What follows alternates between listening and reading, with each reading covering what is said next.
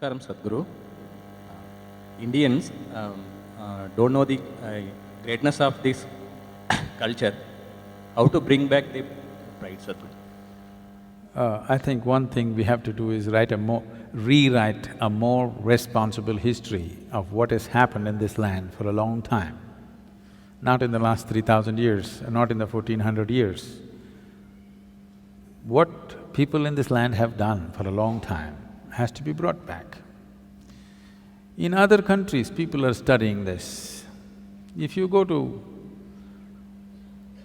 there are Lebanese people, if you study in a school in Lebanon, you will read about how Indian workers, Indian sculptors, Indian elephants, Indian yogis came and built a Phoenician temple 4,300 years ago in Lebanon, which is called as Baalbek, which is a phenomenal temple. 4,300 years ago, some of the foundation stones are over 300 tons and there is no granite in Lebanon. They transported it all the way from Egypt, across the canal and up the mountain and put it up there. Indian elephants, workers and sculptors worked. The proof, there is enough proof, but one proof is visually hanging there is lotuses in the ceiling.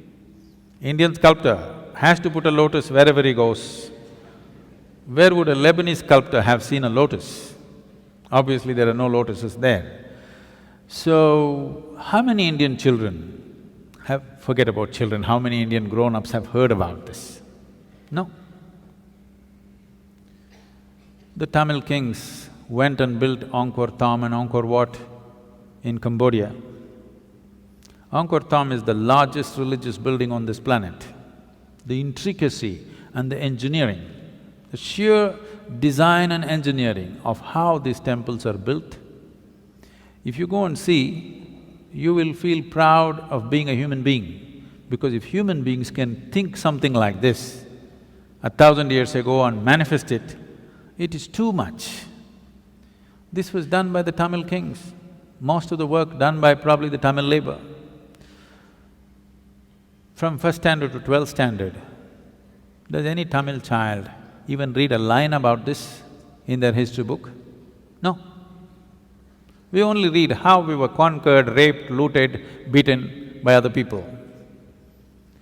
Then if there is no pride, why would you want to recreate it? You need to understand this.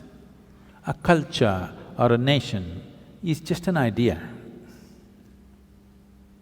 When human beings take this on as an identity, attach some pride to it, it burns through one's mind and into his heart. Now he wants to protect it, rise it, keep it clean, keep it wonderful.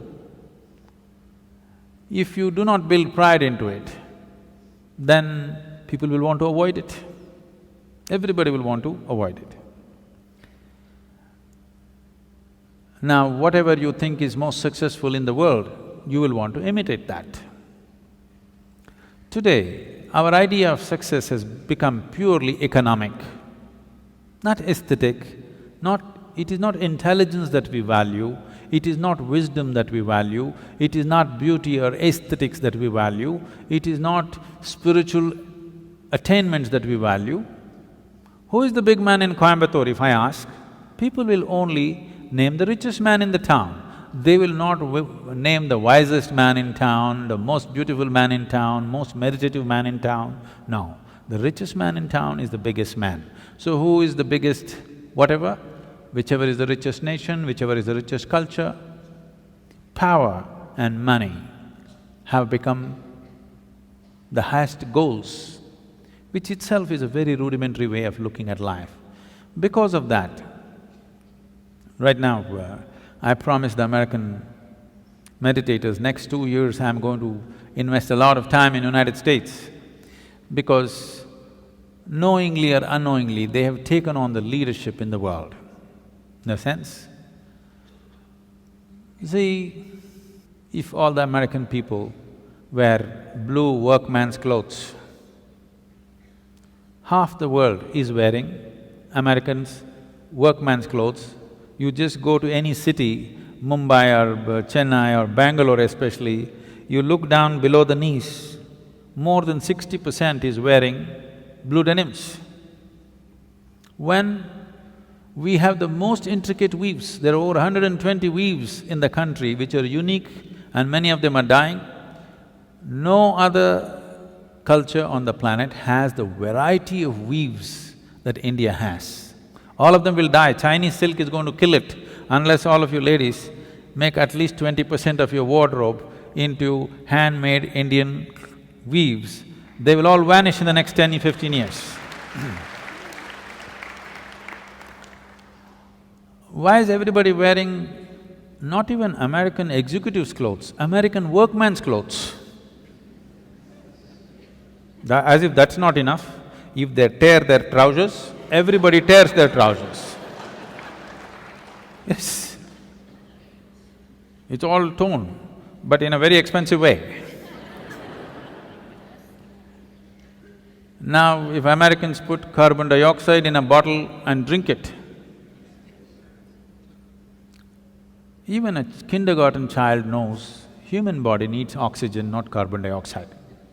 But because America drinks carbon dioxide and says this is the real thing,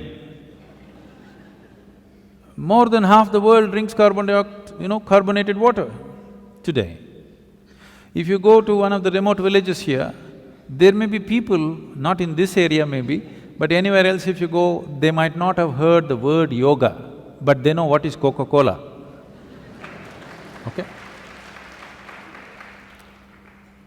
So, I thought if Americans tear their trousers, everybody tears, Americans wear their pants down in their seat, everybody does the same thing, Americans drink carbon dioxide, everybody does that. So I thought if we can get America to meditate, the world will meditate.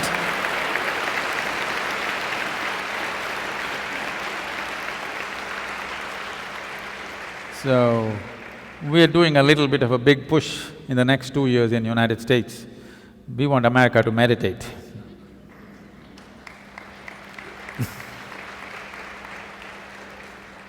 They're kind of getting ready, they're tired of the carbonated water.